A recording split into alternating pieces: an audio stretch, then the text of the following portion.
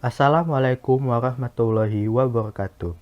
Halo semuanya, pada video kali ini kami dari kelompok 2 kelas A Indralaya jurusan Teknik Kimia Universitas Sriwijaya tahun 2022 akan membahas salah satu materi semester 1 mata kuliah organik, yaitu stereokimia. Sebelum itu, saya akan memperkenalkan nama-nama anggota kelompok 2 yang sekaligus akan menjadi pemateri pada video ini. Yang pertama, saya sendiri, Muhammad Reza Junaidi Alfayed. Kemudian ada teman-teman saya, Anggun Melani, Nadia Paramita, Christian Alexander Marpaung, dan Zerlinda Elvareta. Adapun subtopik pembahasan materi stereokimia yang akan kami sampaikan pada video kali ini. Yang pertama, isomeri geometrik dalam alkena. Kemudian ada isomeri geometrik dalam senyawa siklik, konformasi senyawa terbuka, bentuk senyawa siklik, dan yang terakhir, konformer siloheksana. Sebelum masuk ke pembahasan inti materi stereokimia, kita harus mengetahui dulu nih, apa sih itu stereokimia? Jadi, secara singkat, stereokimia sendiri adalah suatu studi yang mempelajari molekul-molekul dalam ruang 3 dimensi, yaitu bagaimana atom-atom dalam sebuah molekul ditata. Jadi, pada materi stereokimia ini, kita akan melihat bagaimana bentuk molekul dan pergerakannya jika diproyeksikan dalam bentuk 3 dimensi. Dalam stereokimia, ada 3 aspek utama yang akan kita pelajari, yaitu isomer geometrik yang membahas tentang bagaimana ketegaran atau rigidity dalam molekul sehingga dapat mengakibatkan isomeri. Kemudian ada konformasi molekul yang membahas bentuk molekul dan bagaimana bentuk ini dapat diubah. Kemudian yang terakhir, kiralitas molekul, yaitu bagaimana penataan kiri atau kanan atom-atom di sekitar sebuah atom karbon sehingga dapat mengakibatkan isomeri. Nah, pada video kali ini kita akan mempelajari 2 aspek stereokimia, yaitu isomer geometrik dan konformasi molekul. Isomer geometrik dalam alkena. Isomeri geometrik dalam alkena. Isomeri geometrik yang diakibatkan oleh ketegaran molekul hanya terjadi pada 2 senyawa, yaitu senyawa alkena dan senyawa siklik. Hal ini dikarenakan pada molekul yang terikat dalam ikatan sigma yang dapat kita lihat pada gambar di bawah sebelah kanan. Molekul tersebut selalu bergerak, bergasing, membelokkan diri, dan berotasi, sehingga molekul dapat selalu berubah secara berkesinambungan.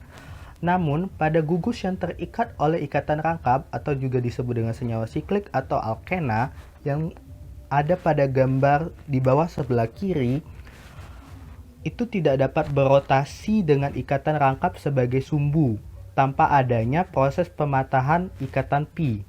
Nah, proses pematahan ikatan pi ini jarang terjadi karena energi untuk mematahkan pi tidak tersedia pada temperatur kamar.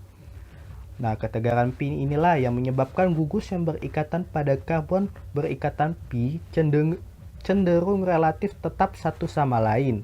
Artinya, ikatan atau molekul susah untuk berotasi satu sama lain.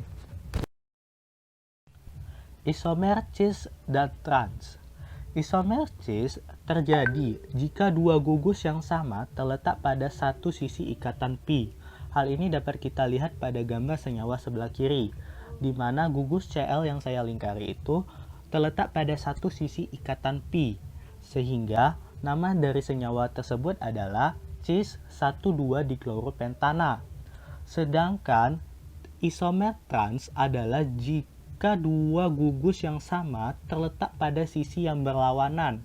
Dapat kita lihat pada gambar senyawa sebelah kanan, di mana gugus Cl itu terletak saling berlawanan, sehingga nama dari senyawa pada gambar sebelah kanan adalah trans 1,2-dikloropentana.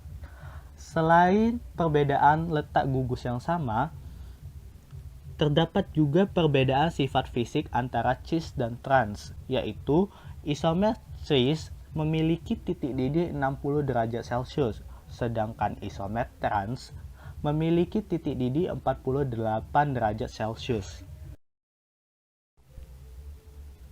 Syarat isomer geometrik.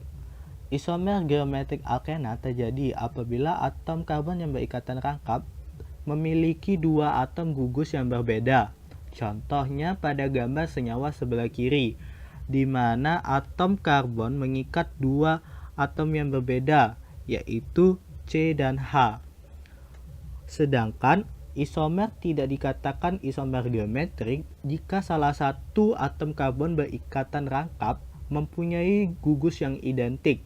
Dapat kita lihat pada gambar senyawa sebelah kanan, di mana salah satu karbon yang berikatan rangkap memiliki dua gugus identik, yaitu CH3.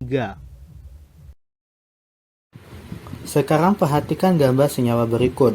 Menurut kalian nih, apakah ikatan tersebut termasuk cis ataukah trans? Nah, ternyata ikatan tersebut tidak termasuk cis ataupun trans, karena pada ikatan tersebut, gugus karbon yang berikatan rangkap mengikat lebih dari dua atom yang berbeda jenis, yaitu brom, iodin, fluor, dan klorin. Oleh karena itu, untuk menyelesaikan kasus seperti ini, kita menggunakan sistem penamaan E dan Z. Sistem E dan Z. Sistem ini digunakan ketika gugus karbon berikatan rangkap atau yang disebut juga dengan siklik dan alkena mengikat lebih dari dua atom yang berbeda jenis. Sistem ini memberikan prioritas kepada gugus yang terikat pada karbon berdasarkan nomor atom dari gugus tersebut. Prioritas tinggi akan diberikan kepada gugus yang memiliki nomor atom yang paling tinggi. Sekarang kita simak cara menentukan nama senyawa dengan sistem E dan Z. Jadi, jika atom yang berikatan dengan rangkap karbon memiliki prioritas tinggi terletak pada sisi yang berlawanan, maka isomer tersebut diberi nama E.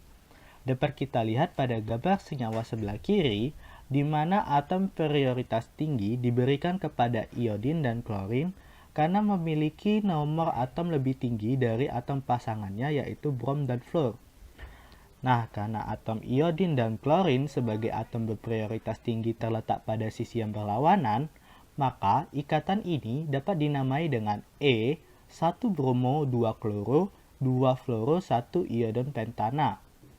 Sedangkan, jika atom yang berikatan rangkap C memiliki prioritas tinggi terletak pada sisi yang sama, maka isomer tersebut diberi nama Z.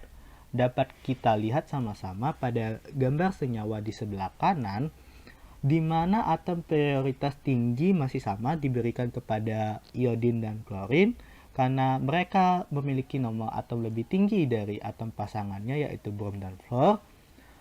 Karena atom iodin dan klorin sebagai atom berprioritas tinggi terletak pada sisi yang sama, maka ikatan ini dinamai dengan Z, 1 bromo, 2 kloro, 2 fluoro, 1 iodon pentana.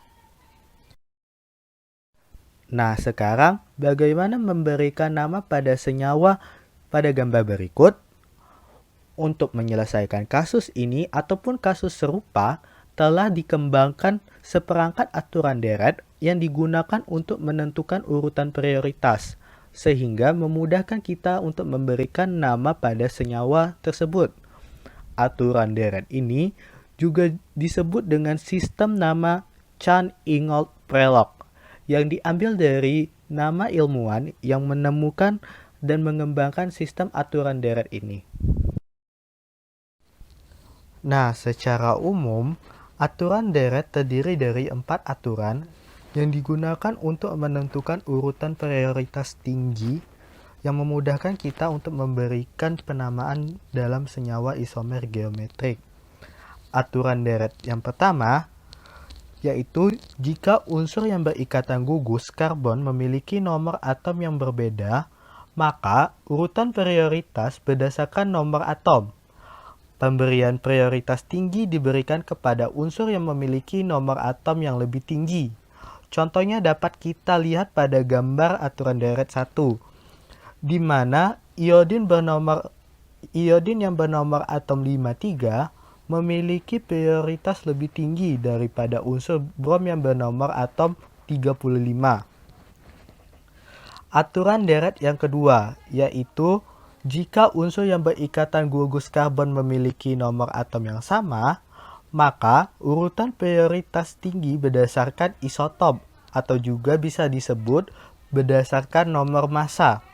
Dapat kita lihat pada contoh gambar aturan deret 2, di mana deuterium yang bernomor massa 2 memiliki prioritas yang lebih tinggi daripada hidrogen yang bernomor massa 1. Aturan deret yang ketiga, yaitu jika kedua atom pertama yang mengikat karbon rangkap itu identik, maka kita dapat menemukan prioritas tinggi dari nomor atom unsur berikutnya. Untuk contoh lebih jelasnya, kita lihat di slide selanjutnya. Nah, sekarang kita lihat contoh soal pertama pada aturan deret 3. Dalam soal yang pertama, pada gambar dapat kita lihat atom yang berikatan rangkap C karbon sebelah kiri itu identik sampai ikatan ketiga.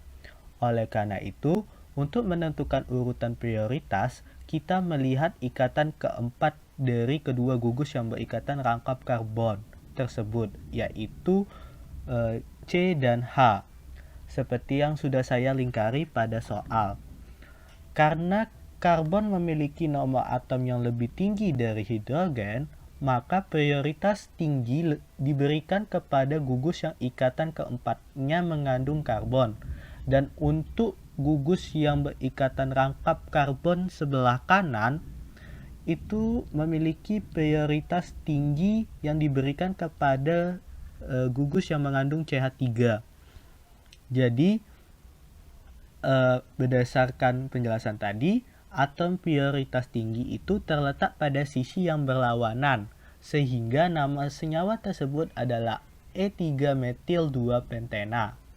Selanjutnya pada soal yang kedua, dapat kita lihat atom yang berikatan rangkap karbon sebelah kanan itu identik sampai ikatan kedua. Oleh karena itu, untuk menentukan urutan prioritas, kita melihat ikatan ketiga dari kedua gugus yang berikatan rangkap karbon tersebut, yaitu klorin dan hidrogen. Seperti yang sudah saya lingkari pada contoh soalnya. Karena klorin memiliki nomor atom yang lebih tinggi dari hidrogen, maka prioritas tinggi diberikan kepada gugus yang ikatan keempatnya mengandung klorin. Dan untuk gugus yang berikatan rangkap karbon sebelah kiri, itu prioritas tinggi diberikan kepada gugus yang mengandung CH3, CH2, CH2. Jadi, atom prioritas tinggi terletak pada sisi yang sama, sehingga nama senyawa tersebut adalah Z5-butil 8-kloro-4-desena. Aturan deret keempat. Aturan deret keempat yaitu atom-atom yang berikatan rangkap 2 atau 3 diubah menjadi kesetaraan ikatan tunggalnya. Sehingga atom-atom ini dapat diperlakukan sebagai gugus-gugus berikatan tunggal dalam menentukan urutan prioritasnya. Tiap atom berikatan rangkap di-2 kalikan atau di-3 kalikan untuk rangkap 3. Setelah dijadikan ikatan tunggal, maka kita dapat menentukan urutan prioritasnya berdasarkan aturan deret yang lainnya. Proses lebih jelas dapat kita lihat pada contoh gambar, di mana pada gambar kita mengubah ikatan rangkap 2 ataupun 3 tersebut, sehingga kita dapat mengurutkan prioritas dari yang tertinggi, dimulai dari gugus asam karboksilat, gugus keton, dilanjutkan gugus aldehid, CN, fenil, dan yang terakhir gugus alkena lainnya. Isomeri geometrik senyawa siklik. Isomeri geometrik dalam senyawa siklik. Molekul siklik merupakan molekul senyawa rantai tertutup. Pada senyawa siklik, atom-atom tergabung pada suatu cincin tidak bebas berotasi mengelilingi ikatan sigma cincin tersebut. Selanjutnya itu ada penamaan molekul siklik berdasarkan jumlah atom karbon. Yang pertama terdiri dari 3 atom karbon yaitu siklopropana, yang kedua terdiri dari 4 atom karbon yaitu siklobutana, yang ketiga terdiri dari 5 atom karbon yaitu siklopentana, dan yang keempat terdiri dari 6 atom karbon yaitu sikloheksana. Perhatikan gambar di bawah ini. Bisa kalian lihat, panah bagian kiri itu menunjukkan gugus-gugus tidak dapat berotasi sempurna mengelilingi ikatan-ikatan cincin. Sedangkan panah bagian kanan itu menunjukkan suatu gugus dapat berotasi sempurna mengelilingi ikatan ini. Itu semua disebabkan oleh atom-atom yang tergabung dalam suatu cincin tidak bebas mengelilingi ikatan-ikatan sigma dari cincin itu. Rotasi mengelilingi ikatan-ikatan sigma cincin akan memutus agar atom-atom atau gugus-gugus yang terkait melewati pusat cincin itu. Tetapi, gaya tolak van der Waals menghalangi terjadinya gerakan ini, kecuali jika cincin terdiri dari 10 atom karbon atau lebih. Penamaan cis dan trans. Penamaan pada isomer siklik menggunakan cis dan trans memiliki aturan yang sama, seperti penamaan pada isomer siklik. Apabila suatu gugus substituen yang terikat pada siklik berorientasi pada sisi yang sama, maka disebut sebagai cis. Sedangkan apabila gugus substituen yang terikat pada siklik berorientasi pada sisi berlawanan, maka disebut sebagai trans. Perhatikan contoh soal berikut. Yang manakah di bawah ini yang termasuk senyawa cis dan trans? Jawabannya, untuk yang senyawa A, dia merupakan trans, karena gugus-gugus hidroksil ada pada posisi yang berlawanan dari cincin. Untuk senyawa B, dia merupakan cis, karena gugus-gugus karboksil ada pada satu sisi. Konformasi senyawa terbuka. Konformasi senyawa rantai terbuka. Dalam senyawa rantai terbuka, gugus-gugus yang terikat oleh ikatan sigma dapat berotasi mengelilingi ikatan itu. Oleh karena itu, atom-atom dalam suatu molekul rantai terbuka dapat memiliki tak terhingga banyak posisi di dalam ruang relatif satu terhadap yang lain. Memang etana sebuah molekul kecil, tetapi etana dapat memiliki penataan dalam ruang secara berlain-lainan. Penataan nama disebut konformasi. Apa itu proyeksi Newman? Suatu proyeksi Newman adalah pandangan ujung ke ujung dari dua atom karbon saja dalam molekul itu. Ikatan yang menghubungkan kedua atom inti tersembunyi. Ketiga ikatan dari karbon depan tampak menuju ke pusat proyeksi, dan ketiga ikatan dari karbon belakang hanya tampak sebagian. Dalam rumus-rumus etana dan 3-klorol 1-propana telah diperagakan konforme goyang yang mana atom-atom hidrogen atau gugus terpisah sejauh mungkin satu dari yang lain. Karena ikatan C berikatan C dapat berotasi, maka atom-atom hidrogen dapat juga saling menutup. Eklips seperti gerhana atau sedapat mungkin berdekatan satu di belakang yang lain, atau yang disebut dengan konformasi eklips. Butana CH3, CH2, CH2, CH3 seperti etana dapat memiliki konformasi eklips dan goyang. Dalam butana terdapat dua gugus metil yang relatif besar, terikat pada dua karbon pusat. Dipandang dari kedua karbon pusat, hadirnya gugus-gugus metil ini menyebabkan terjadinya dua macam konformasi goyang, yang berbeda dalam hal posisi gugus-gugus metil ini satu terhadap yang lain. Konformasi goyang dalam nama-nama gugus metil terpisah sejauh mungkin disebut konformen anti, atau di dalam bahasa Yunani yang artinya melawan.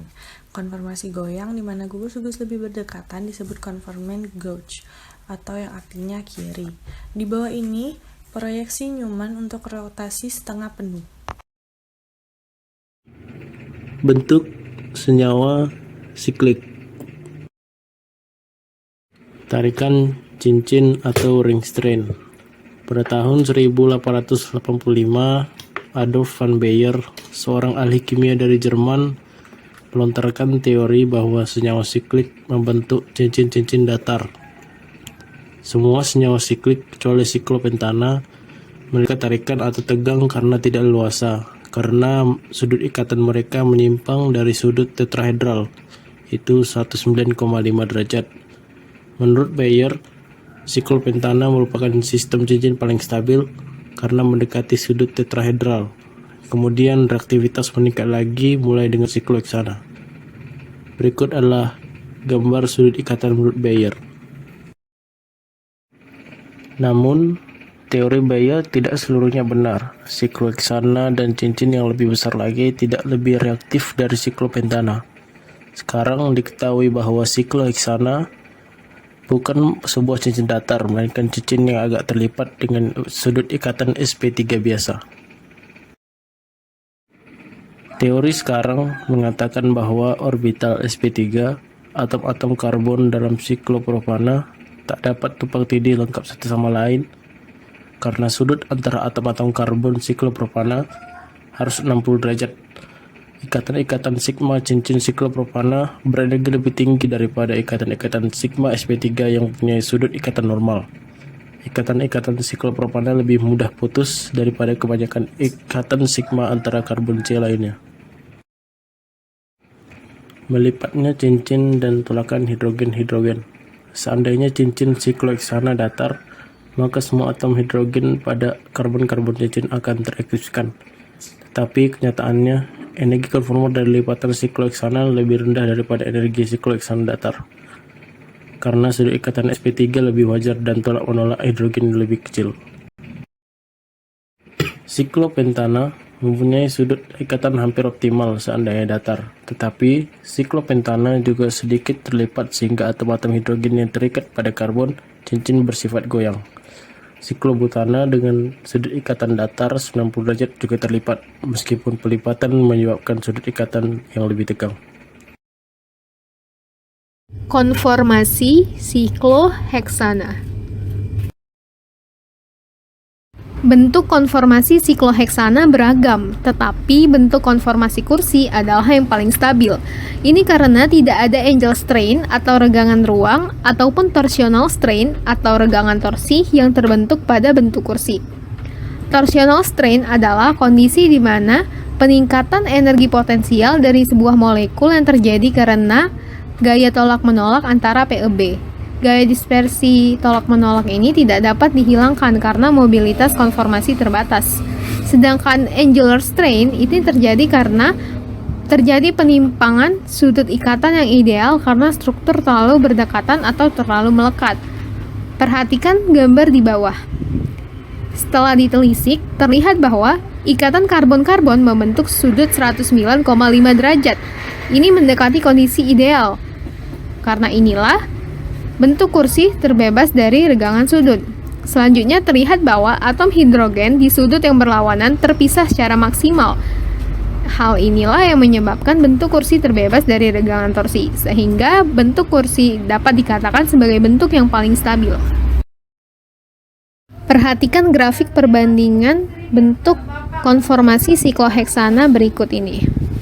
Terlihat bahwa konformasi bentuk kursi memiliki energi potensial paling minimum dari semua bentuk konformasi yang lain. Ingat bahwa semakin minimum energi potensialnya, maka semakin stabil pula molekulnya. Nah, maka dari itu, bentuk kursi adalah yang paling stabil karena memiliki energi potensial paling minimum dari semua bentuk konformasi yang lain.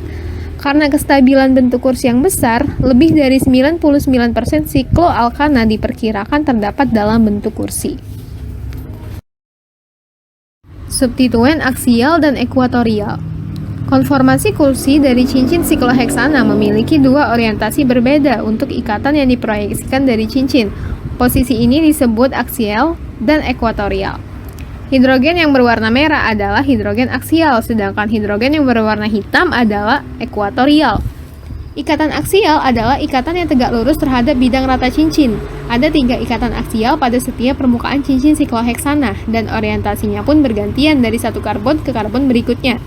Ketika titik ikatan pada cincin mengarah ke atas, ikatan aksial pada posisi itu juga naik, sedangkan ikatan ekuatorial dia akan turun, sedikit miring ke bawah. Ketika simpul ikatan cincin turun, ikatan aksial pada posisi itu juga turun dan ikatan ekuatorial sedikit miring ke atas. Nah, sedangkan ikatan ekuatorial sendiri adalah ikatan yang memanjang dari keliling cincin. Ikatan ekuatorial menyambung sumbu aksial dengan orientasi bergantian dari sedikit ke atas ke sedikit ke bawah dalam orientasinya dari satu karbon ke karbon berikutnya. Ikatan ekuatorial sejajar dengan ikatan cincin yang berjarak satu ikatan dari keduanya di kedua arah. Ada suatu kondisi saat cincin sikloheksana mengalami perubahan konformasi kursi-kursi atau ring flip. Semua ikatan aksial menjadi ekuator dan semua ikatan yang mulanya ekuator menjadi aksial. Lebih lengkapnya dapat dilihat pada gambar berikut ini. Analisis konformasi metil sikloheksana. Metil sikloheksana memiliki dua kemungkinan konformasi kursi yang dapat diubah dari rotasi ikatan. Perhatikan gambar berikut. Dari gambar tersebut, terlihat bahwa konformasi yang paling stabil untuk cincin sikloheksana monosubstitusi atau cincin sikloheksana di mana satu atom karbon mengandung gugus lain selain hidrogen adalah konformasi di mana substituennya ekuator. Konformasi 2 dengan gugus metil ekuatorial lebih stabil daripada konformasi 1 dengan gugus metil aksial, sekitar 7,6 kJ/mol. Konformasi dengan gugus metil pada posisi ekuatorial adalah yang paling dominan, membentuk sekitar 95% dari campuran kesetimbangan. Ketika gugus metil adalah aksial, sangat dekat dengan dua hidrogen aksial pada sisi cincin yang sama, terikat pada atom C3 dan C5, sehingga gaya dispersi di antara keduanya adalah tolak-menolak. Nah, jenis regangan sterik ini disebut dengan interaksi 1,3 diaksial, karena timbul dari interaksi antara gugus aksial pada atom karbon 1 dan hidrogen aksial pada atom karbon 3 atau 5. Studi dengan substituen lain menunjukkan bahwa umumnya ada lebih sedikit tolakan ketika setiap kelompok yang lebih besar dari hidrogen adalah ekuator daripada aksial. Isomer cis-trans dan struktur konformasional dari sikloheksana. Mungkin agak sulit untuk kita menentukan isomer cis-trans pada sikloheksana mengingat permukaannya itu tidak rata, tapi kita dapat mengidentifikasinya melalui ciri berikut. Ciri senyawa terdisubstitusi trans adalah satu gugus terhubung pada ikatan atas dan gugus lain terhubung pada ikatan bawah. Perhatikan gambar berikut. Kita lihat bahwa gugus metil yang pertama itu terhubung pada ikatan bawah, sedangkan gugus metil yang lain terhubung pada ikatan atas. Oleh karena itu, senyawa ini adalah senyawa yang terdisubstitusi trans.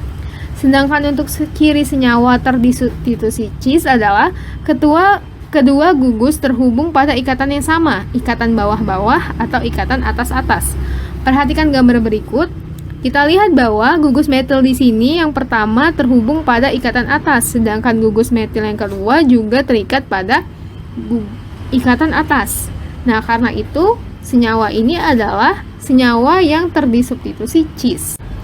Nah, jika terdapat dua bentuk konformasi dan pada salah satu bentuk terdapat perbedaan jumlah gugus ekuatorial dan aksial seperti gambar di bawah ini, maka bentuk yang memiliki gugus ekuatorial paling banyaklah yang paling stabil dan bentuknya lebih disukai. Kita dapat lihat pada gambar di bawah ini, kita lihat bahwa gugus ekuatorial pada senyawa yang sebelah kiri itu lebih banyak daripada gugus ekuatorial dari senyawa di sebelah kanan.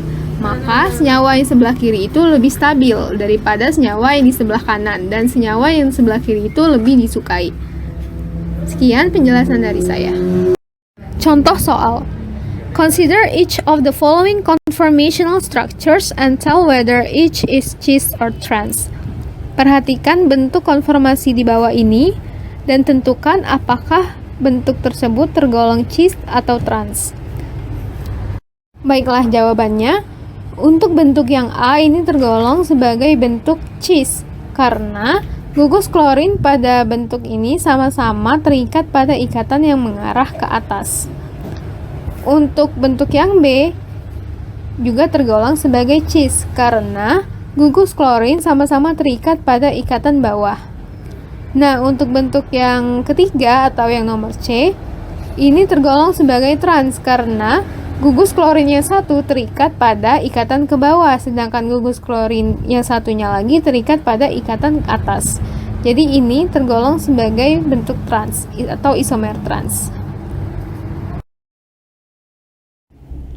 Nah, itu dia penyampaian materi kami tentang materi stereokimia kimia organik. Semoga video pembelajaran ini dapat membantu teman-teman dalam memahami materi stereokimia. Akhir kata saya ucapkan wassalamualaikum warahmatullahi wabarakatuh.